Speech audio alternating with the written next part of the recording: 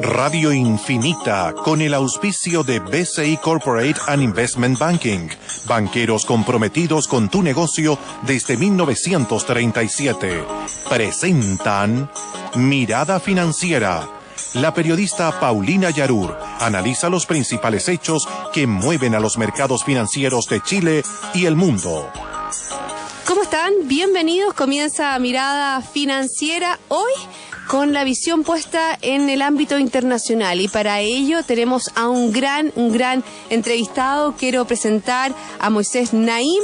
Él es doctor en el MIT, ex ministro de Industria y Comercio y ex director del Banco Central de Venezuela, ex director ejecutivo del Banco Mundial, y actualmente es asociado senior del Departamento de Economía Internacional del Carnegie Endowment for International Peace, que está en Washington, D.C., y también, por supuesto, es presentador y director de programas como El Efecto Naim, uno de los columnistas más leídos de la lengua española y uno de los pensadores más importantes del mundo. ¿O no? ¿Cómo estás, Moisés? Gracias por este llamado con Infinita. Hola, Paulina, y muchas gracias por la invitación a conversar. Bueno, me gustaría que partiéramos con una reciente análisis que tú haces, que uno dice, ¿qué tiene que ver ISIS? ¿Qué tiene que ver Zika? ¿Y qué tiene que ver Trump en la economía mundial? Y tú haces un link. Sí, lo primero que son estos tres fenómenos es los jóvenes que son. El ISIS, el Estado Islámico, fue anunciado en el 2014, cuando anuncian la creación del califato y el nombramiento del califa, que se llama al-Baghdadi. Donald Trump anuncia su candidatura en el 2015, y el Zika, este virus terrible que se transmite por mosquitos y que genera en mujeres embarazadas después partos con niños muy defectuosos, también es muy nuevo, es desde el 2015 que nos apareció. Entonces, lo primero que cabe decir es que son tres fenómenos muy nuevos.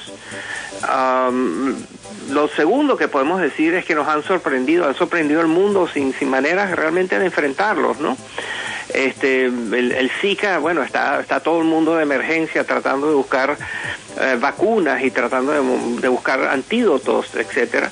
Con ISIS sabemos lo que está sucediendo con el Estado Islámico, y con Trump, bueno, vemos que hay la élite del Partido Republicano de los Estados Unidos tratando de detenerlo y no lográndolo, ¿no? Entonces, en los tres casos estamos viendo, pues, primero la sorpresa, segundo, lo difícil, la falta de respuestas que tiene ante estos fenómenos, y el tercero es el impacto que están teniendo. Las tres cosas están teniendo unas consecuencias importantísimas que trascienden los lugares en los que se originaron. Y obviamente eso te dice algo, te dice muchas cosas, que en el mundo globalizado ya la verdad que geográficamente no dice nada. Son cosas que van pasando a la vez de una manera vertiginosa, Moisés, y por eso que obviamente que el desarrollo mundial tiene que ser y tiene que ir en esa línea. Así es, y hay un viejo dicho que dice que somos todos vecinos en el fondo, y bueno, y hoy en día somos más vecinos que nunca, a pesar de que nuestros vecinos estén del otro lado del océano, en otros continentes, pero lo que pasa, ciertamente lo que está pasando en China nos afecta a todos, lo que está pasando en Medio Oriente también, en fin, es verdad que somos más vecinos que nunca, aún de personas que jamás hemos visto ni veremos. Dentro de este mundo cambiando, dentro de este mundo, como dices tú, que somos todos vecinos, Moisés, ¿cuáles son tus mayores focos de preocupación actualmente? Bueno, son muchos, ¿no? Y yo creo que no son diferentes de los que de los que tenemos todos y quienes nos están oyendo. Basta leer los periódicos, ver las noticias. Todos los días somos sorprendidos por eventos que ciertamente son preocupantes. Yo creo, sin embargo, primero que no hay que olvidar las cosas buenas que están pasando, o sea, no todo es malo. Segundo, sí creo que hay que estar atento a tendencias que quizás no son tan noticiosas día a día, ni tan dramáticas instantáneamente, pero que a largo plazo sí pueden ser muy importantes, muy noticiosas y muy dramáticas. Estoy concretamente pensando en el calentamiento global y en el cambio climático. Yo creo que entre los expertos crecientemente hay el consenso de que esa es la verdadera más importante amenaza sobre el planeta. No es tan dramática y tan trágica como cuando unos asesinos terroristas ponen una bomba, o un terrorista suicida en un parque de niños en Lahore, en Pakistán, o todas las estridencias de lo que pasa en la campaña electoral en Estados Unidos.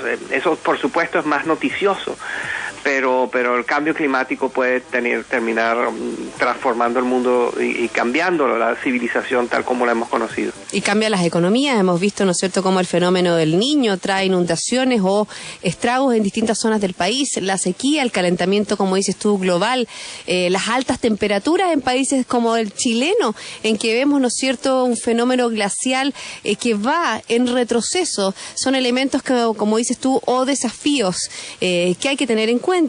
Hablemos también de estos vientos de cambio en América Latina. ¿Qué te parece lo que está pasando? Bueno, en primer lugar, lo que ha hecho Macri en sus primeros 100 días de gobierno, los problemas que tiene Brasil. Bueno, y sin mirar tu querido país, Venezuela, la verdad que está en una situación muy compleja. Sí, en América Latina están ocurriendo cosas sorprendentes y diferentes. Una de las cosas que quizás está pasando en América Latina, y no estamos seguros porque todavía es muy nueva, es que se ha perdido la tolerancia hacia la impotencia con respecto a la corrupción. En América Latina la corrupción es tomada como una realidad inevitable de la vida, es como parte del ambiente de la naturaleza, y la gente tiende a pensar eso ha existido siempre y seguirá existiendo siempre, y no hay nada que hacer, y los ricos y los poderosos y los políticos y los empresarios corruptos se salen con la suya y quedan impunes. Bueno, esa coexistencia pacífica con la corrupción, esa tolerancia, pareciera que está siendo atacada. La hemos visto en Guatemala, donde el presidente del país fue sacado del poder a través de métodos completamente constitucionales y está siendo sometido a juicio por corrupción. Hemos visto, por supuesto, los casos en Brasil extraordinarios, en los cuales se robaron $3.000 millones de Petrobras, la empresa petrolera nacional, y terminaron en los bolsillos de los políticos y líderes, y que eso se está llevando por delante a un líder que solía ser muy popular, el expresidente Lula da Silva, que ahora está acosado, que inclusive llegó a la locura insólita de aceptar ser ministro con tal de protegerse de los jueces y los magistrados y los investigadores que están escudriñando sus haberes y sus fortunas y sus conductas. Exacto. La presidenta Dilma Rousseff, que creo que es más o menos inevitable que deje el poder, el mismo escándalo que hubo en Chile con los familiares de la presidente, la familia Kirchner en Argentina con unas realmente conductas insólitas, y la mega corrupción en Venezuela, ¿no? O sea, mucho de la crisis económica en Venezuela tiene que ver con el mal manejo de la economía, pero también tiene que ver con que se robaron cantidades macroeconómicas, la gente que está en el gobierno y sus allegados y familiares y socios. Bueno, y en esa misma línea, si seguimos enmarcando lo que se ha hecho mal en el mundo, también podemos destacar lo que se ha hecho bien en América Latina, y vemos como un Macri ha logrado, ¿no es cierto?, ya estar a prontas a lograr un acuerdo con los holdouts, lograr que su país vuelva a los mercados de la deuda internacional y lograr renacer un país que había estado totalmente opacado por una mala administración. Correcto, y lo que está pasando en Argentina, por supuesto, es un motivo de esperanza, Yo creo que van bien encaminados. El presidente Macri tiene un equipo ministerial de primera. Yo tuve oportunidad de conversar con ellos y con el mismo presidente y quedé muy impresionado de la calidad del equipo del tren de ministros que tiene. Así que hay muchas razones para estar esperanzados con Argentina. El problema es que es muy temprano todavía. Y los argentinos nos han educado, a quienes estamos fuera de Argentina, a que cuando tienen que tomar decisiones siempre se equivocan. Entonces llevan muchos años equivocándose.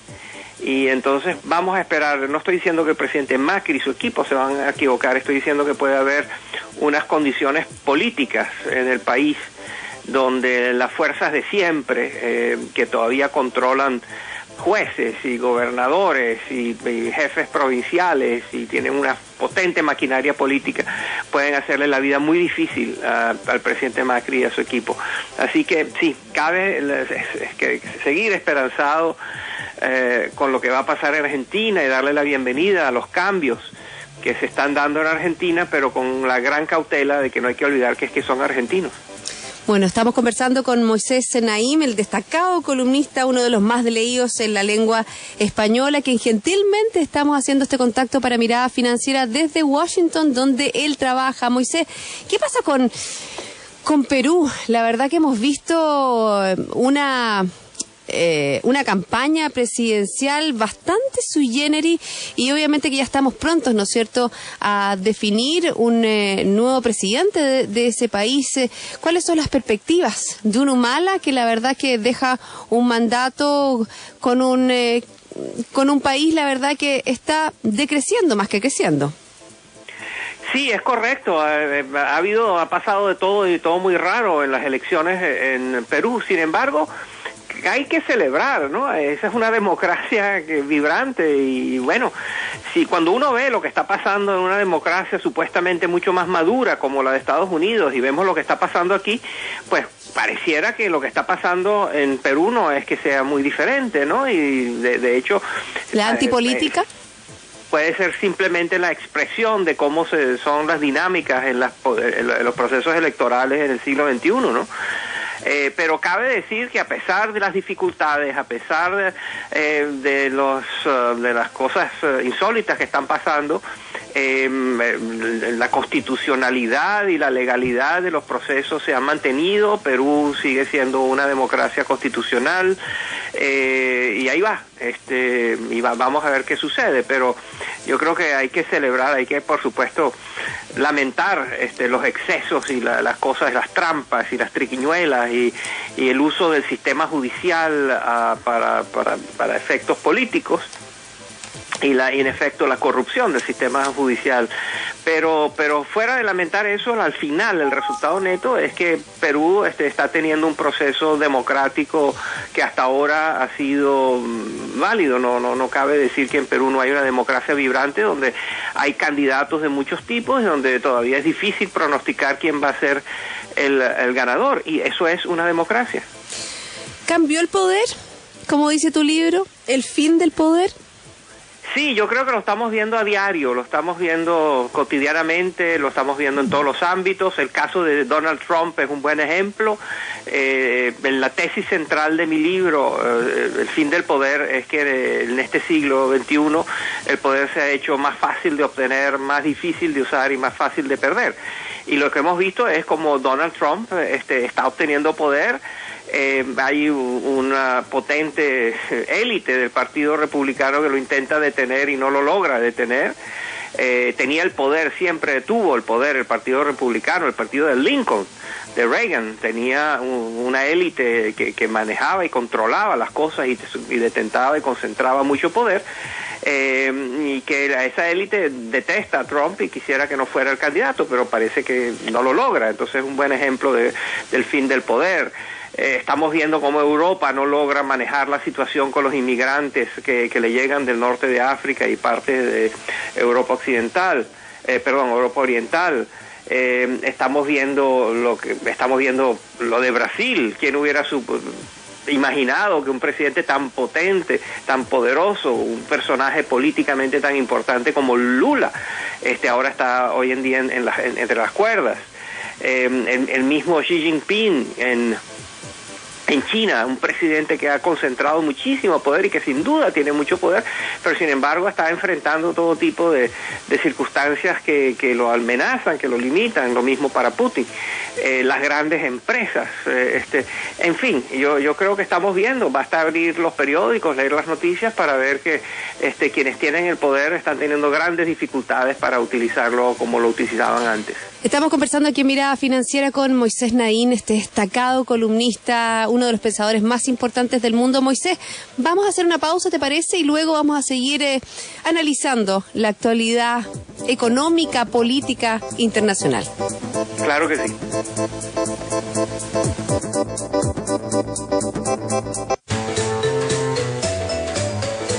Visión es anticiparse a los desafíos, es lo que permite comprender las variables para entregar respuestas a tiempo.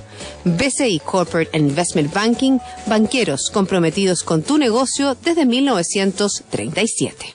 El leopardo puede saltar hasta 10 metros de distancia y pese a su tamaño, supera los 60 kilómetros por hora en carrera. Eso es agilidad. En BCI Corporate and Investment Banking somos diferentes y esa es nuestra naturaleza. Por eso llevamos más de 80 años junto a nuestros clientes demostrando nuestra agilidad. BCI Corporate and Investment Banking. Banqueros comprometidos con tu negocio desde 1937. Banco BCI es agente comercializador de cuotas de fondos administrados por BCI Asset Management. Infórmese sobre la garantía estatal de los depósitos en su banco o en www.sbif.cl. Antes de contratar, informes en www.bci.cl. Equipo es buscar soluciones en conjunto cuando los talentos actúan con un objetivo común. BCI Corporate and Investment Banking, banqueros comprometidos con tu negocio desde 1937. Seguimos aquí en Mirada Financiera, hoy hablando con Moisés Naín desde Washington. Moisés, tú estás a punto de sacar un nuevo libro, pero de eso vamos a hablar sin antes ver lo que está pasando en China. ¿Cuál es tu visión sobre el gigante asiático? Un gigante asiático que ha mostrado una desaceleración, un gigante asiático en el cual el Fondo Monetario Internacional nos cifra en más de un 6% el crecimiento para este 2016. Así es, Paulina. Entonces la gran pregunta que hay en el mundo de la economía en estos días es si la economía china simplemente se desaceleró o si se descarriló. Si hay una visión que dice que bueno, simplemente los países suben y bajan en su actividad económica, y lo que ha sucedido es que China, que venía creciendo a doble dígito por 35 años en promedio, simplemente está creciendo a menor velocidad. Efectivamente el año pasado tuvo el menor crecimiento económico en 25 años, tuvo una masiva fuga de capitales, tiene enormes deudas imposibles de cobrar con las provincias y las diferentes regiones, tuvo un colapso en su bolsa de valores.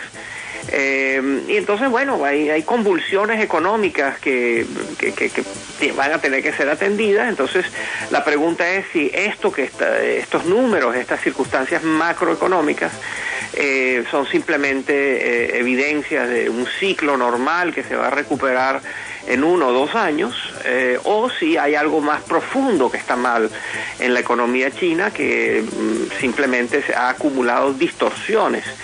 ¿Tú estás preocupado de eso, Moisés? Van a tardar una década o más en solucionarse.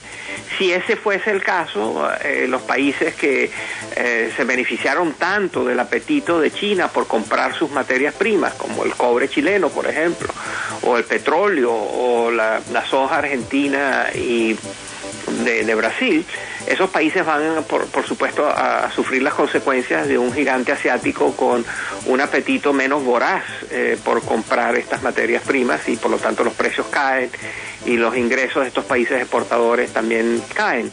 ¿Tú crees que está sucediendo en estos tiempos? ¿Tú crees que el mayor problema que tiene China es esta economía sui generis con un poder central tan fuerte y una economía que trata de ser más libre?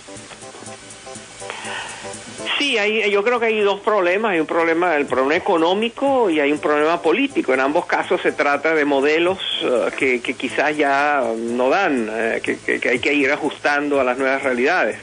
El modelo económico en el que se basó el alto crecimiento de China estaba centrado en las exportaciones y estaba centrado en la promoción de la manufactura. Y China tiene que moverse hacia un modelo económico donde el dinamismo no solo pasa por las exportaciones, sino también pasa por la demanda interna de un número mayor de consumidores en China sean capaces de dinamizar la economía. Y también pasa por no apostarlo todo a la manufactura y a la infraestructura, sino empezar a expandir el sector servicios, que es muy importante.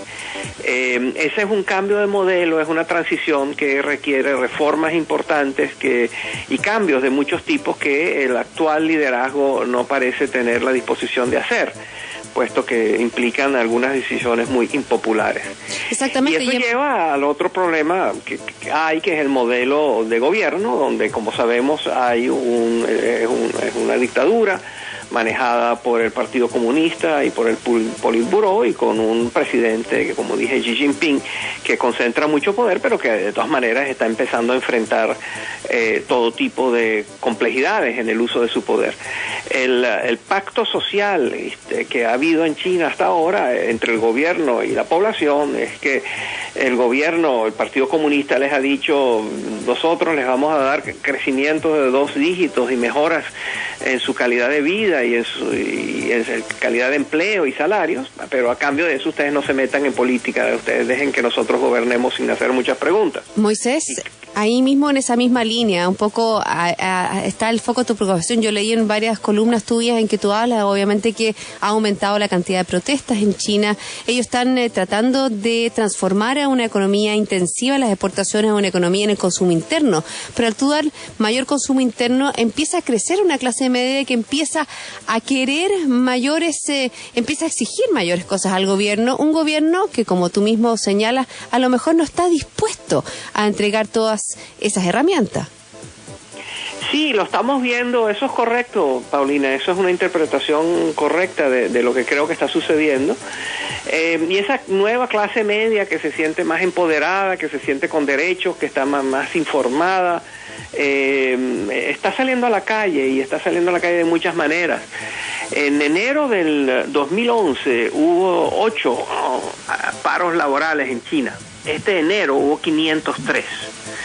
En el 2015 hubo casi 3.000 huelgas de trabajadores, que es el doble del 2014.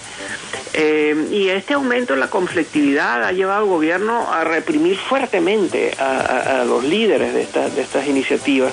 Entonces estamos viendo está escalando la represión, están desapareciendo líderes, están desapareciendo dueños de editoriales, periodistas, blogueros. Se denota un gran nerviosismo por parte del gobierno ante la conflictividad que está flotando en el país. Eso con respecto a China. ¿Cómo ves tú la situación de Europa con un Mario Draghi que ha logrado conducir este Banco Central Europeo con una expansión que ha sido tímida, pero que ha tenido efectos positivos? Sí, yo creo que él está haciendo todo lo posible, pero no es justo pedirle a un banco central que sea el salvador único de la economía. Él está llevando las capacidades del Banco Central a sus límites, y probablemente hasta pasó sus límites.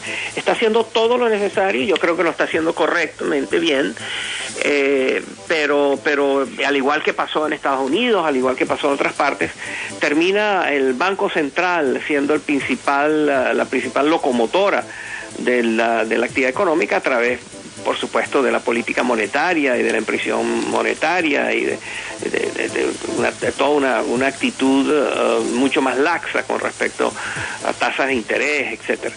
Entonces eso tiene sus límites, es necesario y está bien hecho, pero tiene sus límites. Europa necesita desesperadamente reformas que que le quiten al Banco Central el ser el único que está actuando como debe ser. Hace falta reformas en el ámbito laboral, hace falta reformas fiscales, hace falta reformas en las políticas de estímulo a la inversión, etcétera. Entonces, y eso no lo estamos viendo, ¿no? Y tampoco estamos viendo, por ejemplo, mayores augurios con respecto a lo que pueda pasar con Gran Bretaña. Vemos, ¿no es cierto?, este Brexit que está, creo que en junio se va a medir en Gran Bretaña. Yo creo que es interesante algo que esta corriente, ¿no es cierto?, de algunas ciudades, de algunas zonas de Europa que están poniendo en tela de juicio si formar parte o no de la Unión Europea. Correcto, eso es así. También hay estudios muy importantes que muestran que la salida de Inglaterra del proyecto europeo tendría unas consecuencias, tendría unos enormes costos para los ingleses. Pero también estamos viendo cómo en estos tiempos los votantes están simplemente protestando contra un estilo de hacer política, están protestando contra la desigualdad, están protestando contra gobiernos que les parecen indolentes o que no representan y no toman en cuenta sus sentimientos. Entonces, es posible, hay una visión pesimista de lo que va a suceder, no solo con Brexit, sino en general, donde pareciera que podríamos estar a 3 elecciones de distancia hacia una transformación radical del mundo que hemos conocido hasta ahora. Si Inglaterra sale efectivamente de Europa a través de Brexit, y si en ese referéndum la mayoría de los británicos vota a favor de salir de Europa, si gana Donald Trump las elecciones en Estados Unidos como presidente, y si en Francia ganan el Partido Conservador, el Partido Antimigrante, pues allí esas 3 elecciones pueden reconfigurar. Si Marine Le Pen es la próxima presidente de Francia, Donald Trump próximo presidente de Estados Unidos, y Inglaterra fuera de Europa, bueno, ese es un escenario catastrófico desde mi punto de vista, y creo que no va a ocurrir, pero la probabilidad de que no ocurra no es cero, puede ocurrir. ¿Y todos esos escenarios están en tu nuevo libro, Moisés? ¿Cuándo vamos a tener tu nuevo libro que se llama Repensando el Mundo, 111 sorpresas del siglo XXI? Sí, el libro sale en abril, a finales de abril. La editorial Debate lo editó y lo distribuye. Y va a estar en Chile y espero que podamos conversar sobre algunos de los temas que están allí. Bueno, pero ¿alguna primicia, Moisés? Bueno, es tratar de ver el mundo de una manera diferente, es tratar de entender cuáles son estas sorpresas. Por ejemplo, con la que comenzamos conversando, Paulina, el Zika, Trump y el Estado Islámico, ¿qué tienen en común? Bueno, resulta que si uno ve más a fondo de dónde vienen y cómo vienen y qué los origina y etcétera, encuentra que hay indican una cierta convergencia de condiciones de cómo está cambiando el mundo del siglo XXI. Y hablando sobre tu visión y la visión que tú tienes en países como Chile, ¿cómo nos ves a nosotros? Estamos entrando en un año donde el propio Banco Central cifra nuestro crecimiento entre un 1,25 y un 2,25%, bastante más bajo de lo que crecíamos años anteriores. Bueno, mal de muchos, consuelo de tontos, ¿no? En el sentido que, bueno, Chile está también sufriendo muchas de las cosas que están pasando en América Latina. Sin embargo, también es cierto que Chile está mucho mejor, que quizás es el país mejor posicionado de América Latina para enfrentar esta situación tan adversa que está enfrentando la región, con el precio de los commodities, con la desaceleración de la economía mundial, etcétera. Entonces, Chile ciertamente está pasando, ¿no? Chile no está aislado del mundo, todo lo contrario, Chile es uno de los países más integrados al resto del mundo y no se puede esperar que si el resto del mundo está convulsionando, eso no afecte a Chile, así que inevitablemente Chile va a ser tocado. Pero la buena noticia es que yo creo que hay evidencia, creo que hay números que demuestran que Chile está mucho mejor posicionado para navegar por estas aguas difíciles que el resto de los países de América Latina, o de hecho la mayoría de los países emergentes. Bueno, ¿cuáles son tus próximos pasos, Moisés? Ya nos estamos despidiendo. Sé que estamos hablando desde Washington. Tú no paras de viajar. Y también con esta prolífera vida como columnista, ¿no es cierto? Y también como director y dueño de este programa Efecto Naim. Sí, estoy saliendo para Ucrania, donde allí se está jugando un tema muy importante. Como sabemos, Rusia tiene aspiraciones. Rusia siempre ha sentido que Ucrania es parte de su, es casi que una provincia y muy cercana. Decidió tomar Crimea, como sabemos, por la fuerza, y allí Europa se está parando.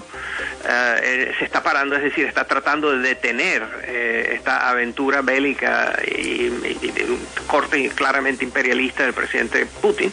Hasta ahora lo ha logrado, pero la economía está devastada, los niveles de corrupción en Ucrania son insólitamente altos, dignos de América Latina o quizás hasta peores que en América Latina.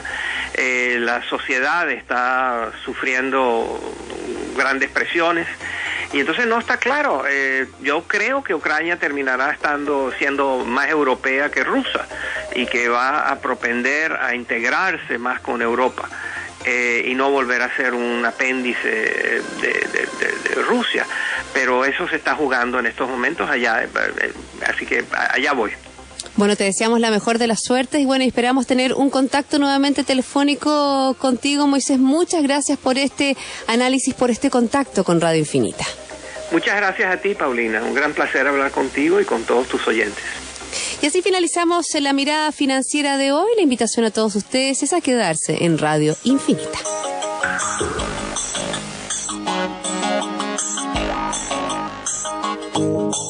Esto fue Mirada Financiera, con el auspicio de BCI Corporate and Investment Banking, banqueros comprometidos con tu negocio desde 1937.